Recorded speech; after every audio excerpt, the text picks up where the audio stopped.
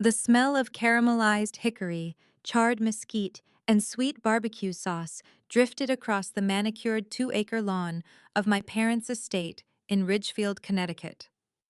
To anyone passing the wrought iron gates on Heritage Way, it looked like the quintessential American dream, a sprawling white colonial home framed by weeping willows, a sparkling in-ground pool, and a family gathered around a stone fire pit on a crisp September afternoon.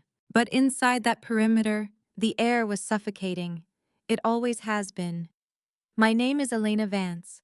I am 28 years old, a forensic financial auditor, and for as long as I can remember, I have been an invisible ghost in my own family. My sister Chloe, 32, sat in a cushioned wicker armchair, like a Victorian queen receiving her court. Her golden hair was freshly blown out, her manicured nails rested gently on her linen lap, and her face wore that familiar, insufferable expression of absolute entitlement. Sitting beside her was her husband Brett, a man whose primary traits were a receding hairline, expensive golf polo shirts, paid for by my father, and a spineless devotion to my sister's every whim. My mother, Martha, bustled out of the outdoor kitchen carrying a crystal pitcher of iced sweet tea. She didn't look at me as she passed. She never did unless she needed something cleaned, organized, or calculated. Everyone quiet. Listen to your father. Martha chirped, her voice dripping with artificial sweetness as she clapped her hands together. My father, Richard Vance, a retired corporate attorney whose stern silver-haired demeanor commanded authority, stood at the head of the teak dining table. He raised his wine glass, his signet ring catching the afternoon sunlight. We have a monumental announcement today, Richard declared, his deep voice echoing across the patio. God has blessed this family once again. Yesterday afternoon, Chloe and Brett confirmed that they are expecting baby number 4. Martha let out a dramatic high-pitched gasp of joy, wiping away non-existent tears. Brett puffed out his chest as if he had accomplished a heroic feat. Another Vance blessing, Martha exclaimed. A big, beautiful family. I sat at the far end of the table, my fingers wrapped around a cold can of sparkling water. I didn't cheer, I didn't clap. Chloe already had Caden, who was 8, Maya 5, and little Toby, who was barely 2 and still in diapers. Chloe didn't work.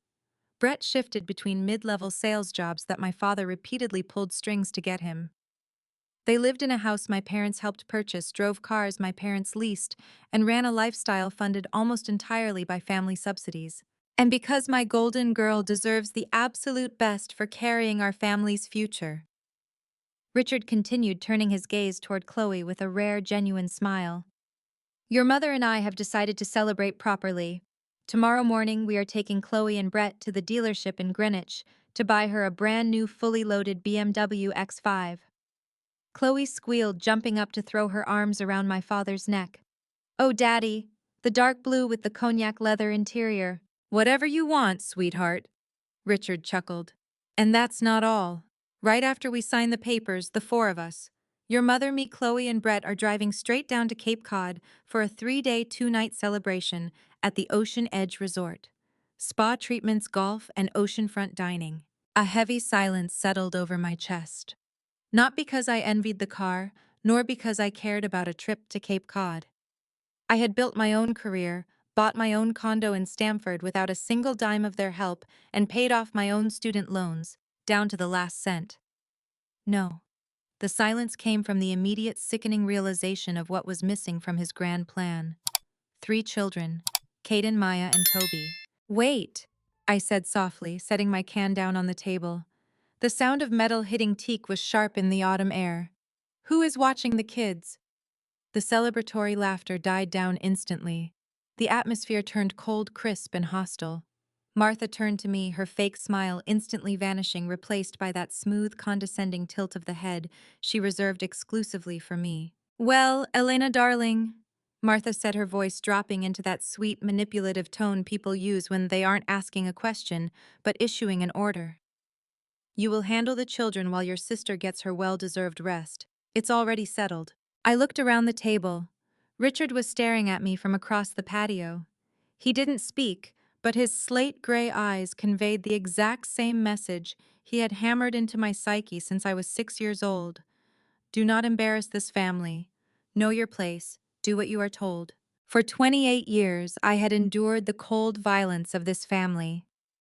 When Chloe got a new car for her 16th birthday, I received her hand-me-down clothes.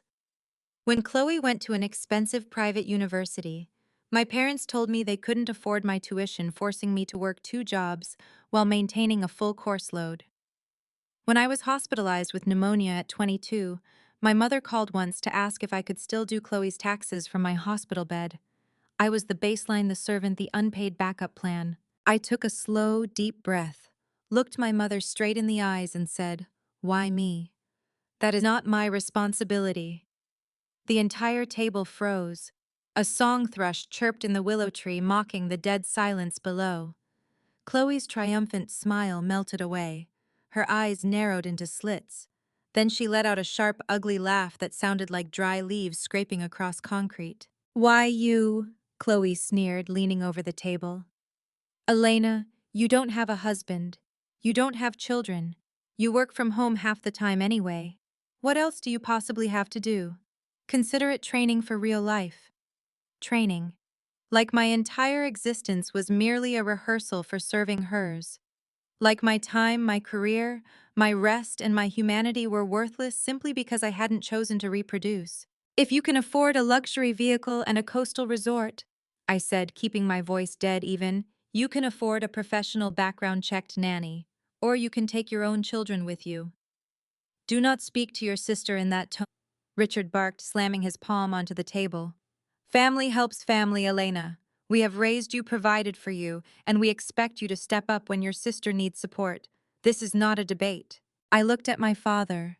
I looked at my mother, who was glaring at me with pure, unadulterated coldness, the same cold violence that had made me feel invisible in my own childhood bedroom. I looked at Chloe, who was chewing her steak, completely confident that the family machinery would break my spirit as it always did. I didn't yell. I didn't cry. I didn't give them the drama they could twist to paint me as the unstable, jealous younger sister. I simply stood up. I picked up my purse from the back of the chair. I picked up the glass bowl of apple crisp I had spent 2 hours baking for their dinner. "Where do you think you are going?" Martha demanded, her voice rising. "Elena, sit back down." "I am going home," I said quietly. "Have a safe trip to Cape Cod." "If you walk out that gate, Elena, don't expect a warm welcome when you decide to grow up," Richard shouted behind me. Chloe called out, her voice dripping with venom. "Go ahead, run away like you always do. Selfish brat." I didn't turn back. I walked out to my sedan, placed the dish in the passenger seat, and drove away.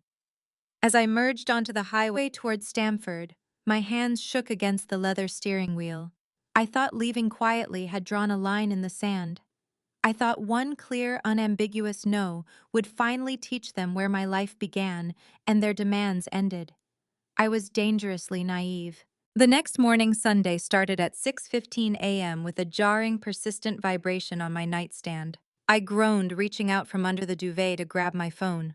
My heart skipped a beat when I saw the screen. It wasn't my mother. It wasn't Chloe. It was a push notification from my smart home security app, connected to the video doorbell at the entrance of my condo building in downtown Stamford. "Motion detected at your front door." I tapped the screen, wiping the sleep from my eyes. The live camera feed loaded and the blood instantly drained from my face. Standing in the dimly lit hallway outside my condo door were 3 small figures. Caden was holding a battered blue duffel bag. Maya was clutching a stuffed bunny, rubbing her eyes in confusion. Little Toby was sitting directly on the cold carpet in his footy pajamas, sucking his thumb. Pinned to Caden's jacket was a bright yellow neon sticky note. I sprang out of bed, my heart hammering against my ribs like a trapped bird. I yanked my front door open. "Auntie Elena," Caden whispered, looking up at me with wide, terrified eyes. "Caden, what are you doing here?" I dropped to my knees, pulling Toby up into my arms. His diaper was heavy and sagging. Maya started whimpering, burying her face in my sweater. "Mommy and Daddy brought us here," Caden said, his voice trembling as he tried to act brave. "They said you were playing a game and pretending not to be home, so they used the key code for the main lobby door. Daddy said to stand here until you opened up." "When did they leave?" I asked, my voice shaking with a mixture of rage and terror. "A few minutes ago. They had suitcases. They said they had to catch the car people before the traffic started. They had done it. They had actually done it.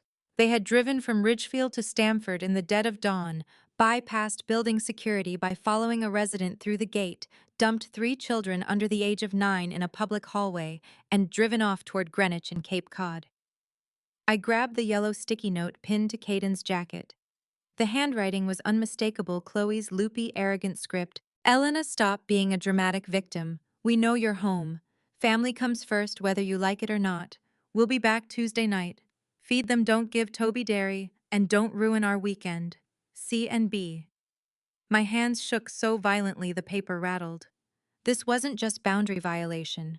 This wasn't just family toxicity. This was criminal negligence. This was child abandonment. I pulled all 3 children inside my condo, locked the deadbolt, and sat them on my living room sofa.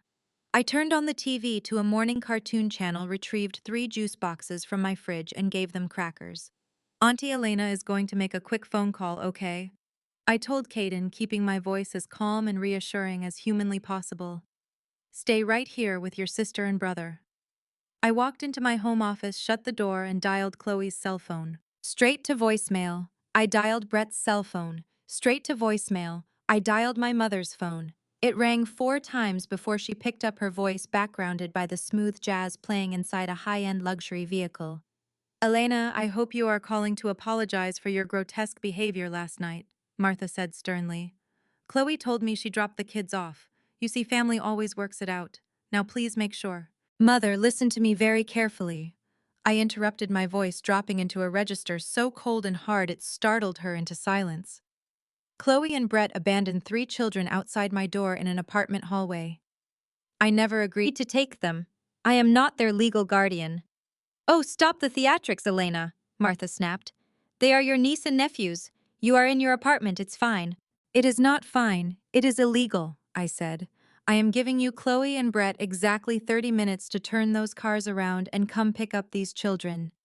If you do not arrive by 7:15 a.m., I am calling the Stamford Police Department and Child Protective Services to report child abandonment.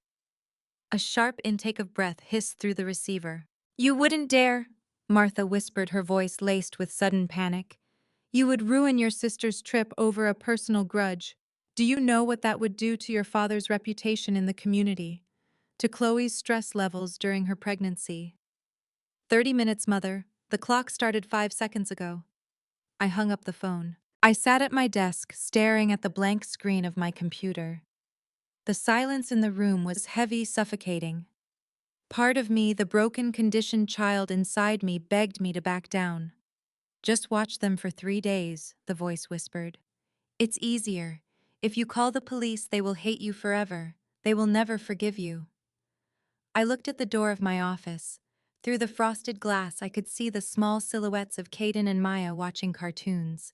If I accepted those children today, under coercion, I would be their servant for the rest of my life. Every pregnancy, every vacation, every weekend whim of Chloe's would become my mandatory burden.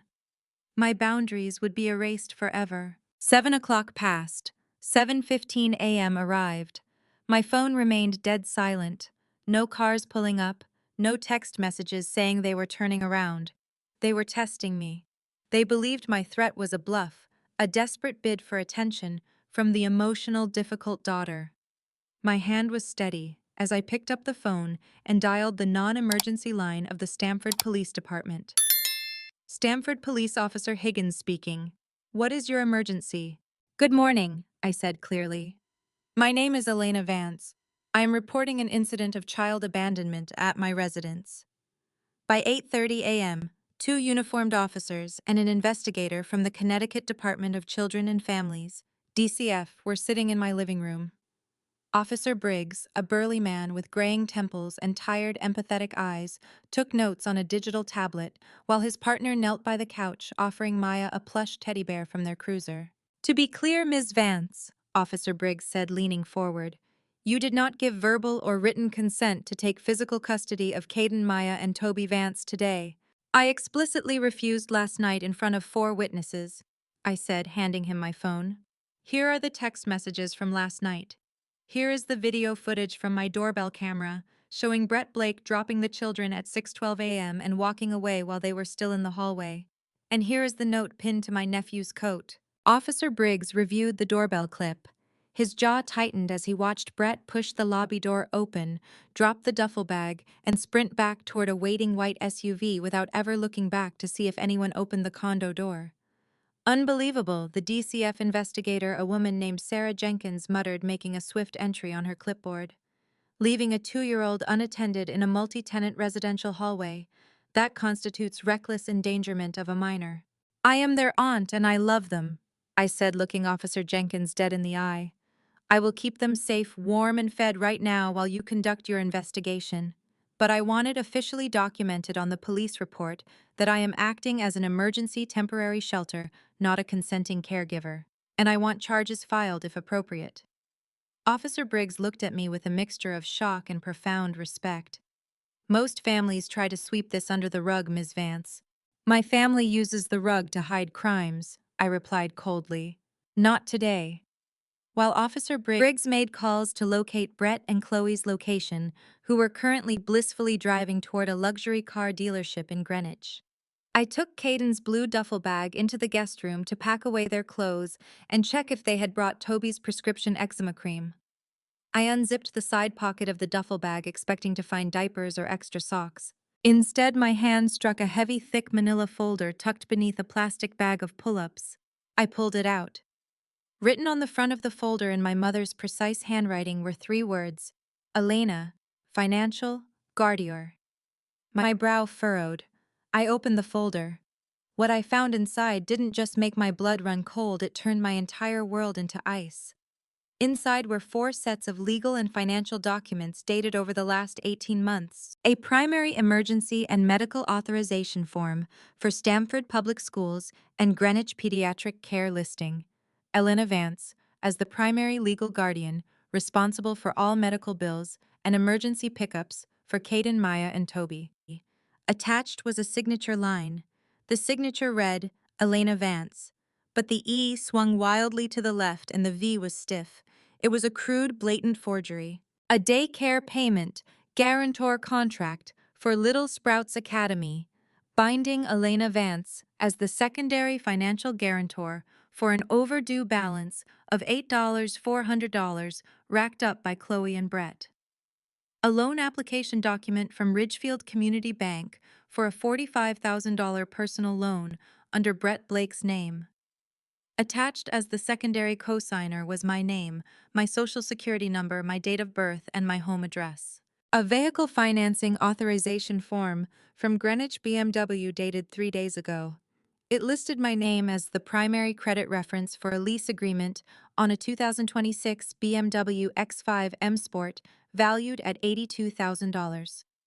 I sat down on the edge of the bed, the papers rattling in my hands. This had never been about one weekend of babysitting. This had never been about a simple family misunderstanding or Chloe needing a break. My parents and my sister had been systematically harvesting my identity.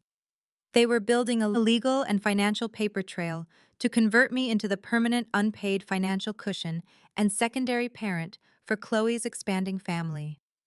If Brett defaulted on his loans, the banks would come after my credit. If Chloe neglected her kids' medical bills, the collectors would sue me. If anything went wrong, I was the designated fall guy. And the BMW my father was buying for Chloe today, it was being underwritten using my stellar 810 credit score, which I had spent a decade building. A cold, razor-sharp clarity washed over me. The grief, the hurt, the childhood pain of being the unloved, neglected daughter. All of it evaporated, replaced by a ruthless, unyielding resolve. I didn't cry. I pulled out my phone and dialed a number I had saved months ago. Diana Marsh, one of the top white-collar financial fraud and family law attorneys in Connecticut. Diana, I said when she answered. It's Elena Vance. I need you to send a cease and desist letter, file a fraud report, and initiate a credit freeze immediately. My family just crossed the line into felony territory. At 10:45 a.m., the showroom of Greenwich BMW was bathed in natural light from floor-to-ceiling glass panels. Sleek, polished vehicles glittered on the marble tiles. Sales representatives in tailored suits moved gracefully among wealthy clients sipping espresso. Near the center display, standing beside a brand new metallic blue BMW X5 was my family. My father was shaking hands with the finance manager, a smug grin on his face. Chloe was sitting in the driver's seat of the display vehicle, snapping selfies for her Instagram story, with a caption that read, "Blessed beyond measure, new ride for baby number 4, thanks to the best grandparents in the world, has spoiled village." My mother was standing nearby holding an espresso cup, chatting animatedly with Brett about color options. They were completely oblivious. They thought I was at home in Stamford, crying overwhelmed, quietly changing diapers, and submitting to their will as I had done for 28 years. The glass double doors of the dealership slid open. I walked in first. I was dressed in a sharp charcoal gray blazer, black trousers, and silk blouse. Walking beside me was attorney Diana Marsh, carrying a leather briefcase. Earlier that morning, Officer Briggs had already contacted Brett Blake by phone, informing him that he and Chloe were required to present themselves at Stamford Police Headquarters for questioning before the end of day. Diana and I had come to handle the financial side to stop the transaction before my stolen credit financed a luxury vehicle. The sales manager, seeing police officers enter his luxury showroom, immediately froze. My mother saw me first. Her face transformed from joy to absolute disgust in a fraction of a second. "Oh, for heaven's sake, Elena!" Martha hissed loudly, stepping forward and waving her hand dismissively. "What are you doing here? Why aren't you at home with the children? And why did you bring the police to a private family outing? Are you completely insane?" Richard turned around, his face darkening with rage. "Elena, leave this showroom right now. You are making a scene in public. Have you no shame?" Chloe climbed out of the BMW, her mouth twisted in fury. "You dramatic freak! Did you seriously follow us here because you couldn't handle 3 kids for a few hours? You are ruining my moment." I didn't stop walking until I was standing 3 feet from my father and the dealership finance manager. "Mr. Harrison," I said calmly, addressing the finance manager whose name tag glittered on his lapel. "My name is Elena Vance. Are you currently processing a lease application or purchase agreement that lists me as a co-signer, guarantor, or credit reference?" Mr. Harrison blinked, looking nervously at my father, then at Officer Briggs. Yes, ma'am. Mr. Vance provided your credit authorization form 20 minutes ago to secure the Tier 1 interest rate for Mrs. Blake. That document is a fraudulent forgery," Maya Chen declared smoothly, opening her briefcase and pulling out a stamped legal document. "I am Diana Marsh, legal counsel for Ms. Elena Vance. We have already served your dealership with a cease and desist letter this morning. My client has personally frozen her credit files across all 3 major bureaus. A formal complaint with the Connecticut State Police Financial Crimes Unit and the State Attorney's Office is being filed Monday morning. Any transaction processed using her credentials today will constitute knowing participation in financial fraud. My client never signed that form, never authorized the release of her credit file, and does not consent to guarantee any vehicle lease for Brett or Chloe Blake." Mr. Harrison's face turned white. He immediately slammed his laptop screen shut and pulled his hands away from the desk as if the paper were on fire. The the transaction is canceled immediately. We do not tolerate fraudulent applications." "What?" Chloe screamed, her voice piercing through the quiet showroom. "Daddy, do something. She's lying. She promised she would help us." Richard stepped into my physical space, his finger pointed directly at my face, his voice trembling with furious authority. "You ungrateful, malicious little snake! How dare you do this to your sister? We raised you. We gave you everything. You are intentionally trying to destroy this family because you are bitter that nobody wants you." The dealership's floor manager stepped forward, placing himself between my father and me. "Sir, I need you to lower your voice. This is a place of business." He turned toward the security desk and nodded. 2 uniformed security guards moved to the perimeter of the showroom floor. "Step back right now." "Officer, this is a family matter," my mother shrieked, her fake composure completely shattered. "My daughter is mentally unstable. She's jealous of her sister's happiness." "Is it a family matter, Mrs. Vance?" Diana said, her voice cutting through the chaos. "That at 6:12 this morning, your daughter and her husband abandoned 3 minor children aged 8, 5, and 2 in a public hallway without adult supervision because Investigator Jenkins at DCF would very much like to discuss that with you both.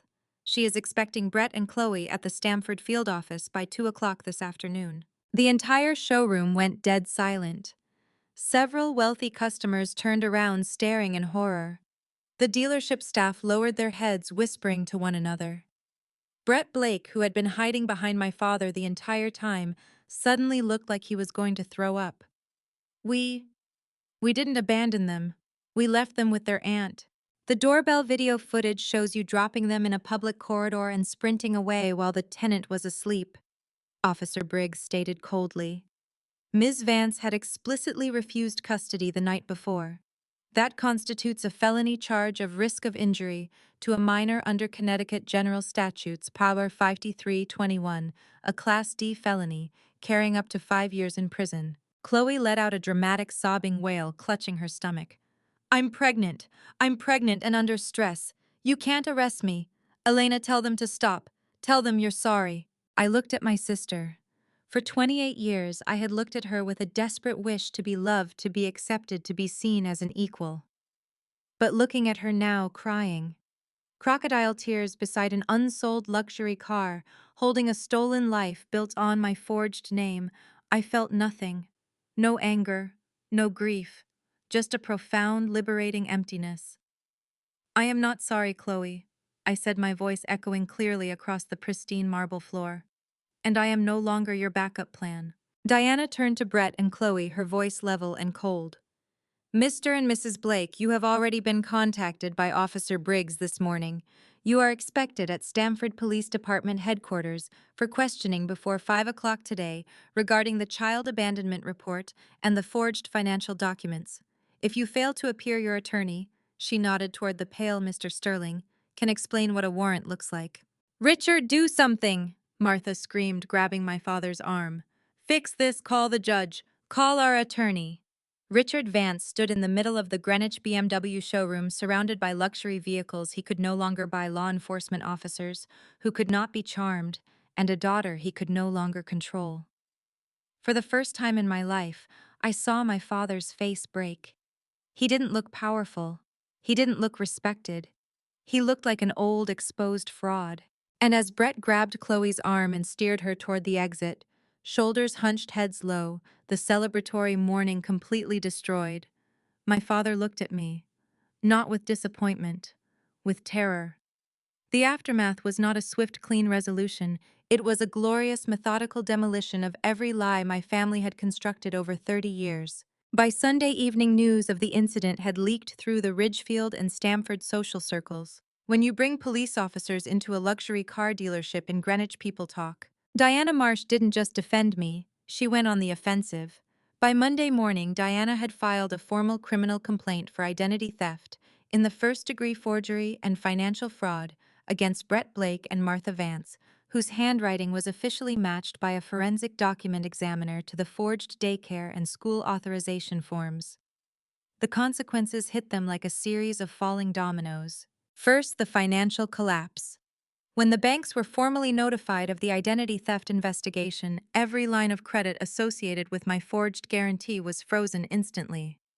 Ridgefield Community Bank called in Brett's $45,000 personal loan, demanding immediate repayment or collateral. Since Brett had no savings, and my father refused to liquidate his own retirement accounts to cover Brett's debt, the bank filed a lien against Brett and Chloe's house. Second, the professional fallout. Brett's employer, a high-end medical equipment sales firm, learned of the pending criminal fraud charges and child abandonment investigation. They conducted an internal audit and discovered Brett had been using company office equipment to print the forged legal documents during work hours. He was summarily fired by Tuesday afternoon. Third, the social ruin. My mother Martha had organized a massive, lavish baby sprinkle and charity fundraiser at the First Congregational Church of Ridgefield, scheduled for the following Sunday. The theme was supposed to be, "It takes a village supporting growing families." When the senior pastor learned from DCF and the local newspaper about the child abandonment investigation and the forged daycare documents, the church council immediately canceled the event. The pastor issued a public statement reinforcing the church's commitment to child safety and ethical stewardship. Martha was quietly asked to step down from her position as the head of the Altar Guild, a social death sentence in her high society circle. Fourth, the custody and family court intervention. Child Protective Services did not remove Caden, Maya, and Toby permanently, but DCF opened an active case and placed the family under a mandatory 6-month safety plan with voluntary services agreement. Both Chloe and Brett were required to complete court-referred parenting education classes, undergo individual psychological evaluations, and submit to unannounced home visits from a DCF caseworker. And as for the children, with Maya's help, I established a legally protected, irrevocable educational trust fund for Caden, Maya, and Toby. I deposited $10,000 of my own money into it to ensure that when they turned 18, they would have resources for college that neither Chloe nor my parents could ever touch or manipulate. I loved those children. I just refused to let their parents use them as hostages. 3 weeks after the incident at Greenwich BMW, a formal mediation meeting was held at Maya Chen's law firm in downtown Hartford. The conference room was soundproof, lined with floor-to-ceiling windows overlooking the Connecticut River. I sat on one side of the long mahogany table wearing a crisp navy suit with Diana by my side. Across from us sat my family, Richard, Martha, Chloe, and Brett. Sitting beside them was a court-appointed mediator and their defense attorney, a weary-looking man named Mr. Sterling, who looked like he had spent the last 3 weeks trying to convince his clients that they were not the victims. Chloe looked terrible. Her golden hair was pulled back into a messy, unwashed ponytail. Her designer clothes were replaced by a plain gray sweater. Brett sat hunched over, staring at his hands, devoid of his usual arrogance. My parents looked 10 years older, the polished facade of Ridgefield elite completely shattered. "We are here today," the mediator began smoothly, "to review the proposed civil settlement and non-disclosure, non-contact agreement drafted by Miss Elena Vance's counsel." Diana pushed a 50-page legal document across the table. "The terms are non-negotiable." Diana said, her tone businesslike and razor-sharp. "In exchange for my client agreeing not to pursue civil punitive damages for emotional distress and identity theft, the defendants will execute the following: full restitution. Brett Blake and Martha Vance will pay $14,200 to cover all of Ms. Vance's legal fees and credit restoration expenses within 30 days. Absolute non-contact, a binding permanent restraining order, and non-contact covenant. Richard, Martha, Chloe, and Brett Vance Blake are prohibited from contacting Elena Vance via phone, email, social media, or third parties. They are barred from approaching her residence, her workplace, or her personal spaces at any distance as determined by the civil protection order filed with Hartford Superior Court. Formal removal, immediate execution of notarized affidavits, removing Elena Vance's name from all medical, educational, financial, and residential documents nationwide. Public correction. A written signed acknowledgement that Elena Vance never agreed to care for the minor children on September 14th, and that all financial authorizations bearing her name were executed without her knowledge or consent. "This is outrageous!" Martha burst out, her voice trembling with unshed tears. "You are forcing your own parents to sign a confession. Elena, we are your blood. We gave you life." "You didn't give me a life, Mother," I said, speaking directly to her for the first time in 3 weeks. My voice was calm, measured, and completely devoid of hatred. "You gave me a sentence. You treated me like an insurance policy for Chloe's poor decisions." "Elena, please," Chloe sobbed, burying her face in her hands. "I'm having a baby in 6 months. Brett lost his job. We might have to sell the house. How can you be so cold? You've changed. You used to care about this family." I looked at my sister. I looked at the tears rolling down her cheeks. Tears of self-pity. Tears caused not by remorse for what she had done to me, but by shock that the world had finally stopped catering to her demands. "I didn't change, Chloe," I said softly. "I just became inconvenient to use." Chloe flinched as if I had struck her across the face. My father, Richard, leaned forward. His hands were clasped tightly on the table. He didn't yell. He didn't slam his hand down. The alpha male corporate lawyer had been completely stripped away. "Elena," Richard said, his voice husky and rough, "is there no room for family forgiveness if we sign this? You walk away completely. You won't come to family holidays. You won't be there when the new baby is born." I stood up from the table. I smoothed down the front of my blazer. I looked at my father, my mother, my sister, and my brother-in-law. Family is not a blood contract that entitles you to abuse, manipulate, and steal from one person so the rest of you can live comfortably, I said. Family is built on respect, consent, and love. You never loved me as a daughter or a sister. You loved my utility, and that utility is permanently closed. I turned to Diana. They can sign the papers with Mr. Sterling. I'm going home. As I walked out of the conference room, I heard the sound of pens scratching against paper. They signed every single line.